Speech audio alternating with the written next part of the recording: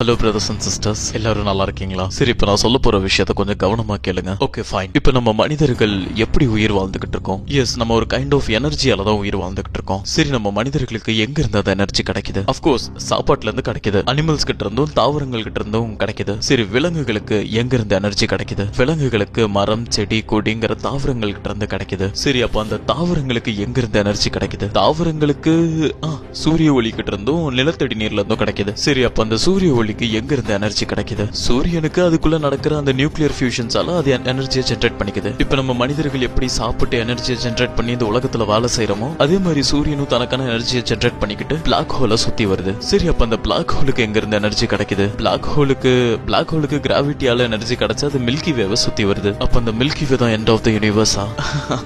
இல்ல, கிடையாது. அந்த மில்கி வேவும் இந்த யூனிவர்ஸ் கிட்ட இருந்து எனர்ஜியை வாங்கிட்டு அதுவும் இந்த பிரம்மாண்டத்துல எதையோ நோக்கி சுத்திக்கிட்டு தான் இருக்கு. ஆனா கைஸ், பிரம்மாண்டத்துல இந்த மாதிரி கோடி கோடி கோடி கோடிக்கணக்கான மில்கி வேஸ் கேலக்சி கிட்ட இருந்து எனர்ஜியை வாங்கிட்டு எதையோ நோக்கி சுத்திக்கிட்டு தான் இருக்கு. அப்ப இங்க எல்லாத்துக்குமே இன்னொரு இடத்துல இருந்து தான் எனர்ஜி கிடைக்குது. அப்ப இந்த எல்லாத்துக்குமே எனர்ஜியை கொடுக்கற அந்த டாப் மோஸ்ட் எனர்ஜியை தான் கடவுள்னு சொல்றாங்களோ, அப்ப அந்த ஒரு எனர்ஜியால தான் எல்லாமே கண்ட்ரோல் பண்ணப்படுது. அப்போ கடவுள் இருக்காங்க Kumar. So the every creation has a one and only creator. அப்ப இங்க இருக்கிற எல்லா படைப்பினங்களையும் ஒருவன் தான் படைத்துள்ளான்.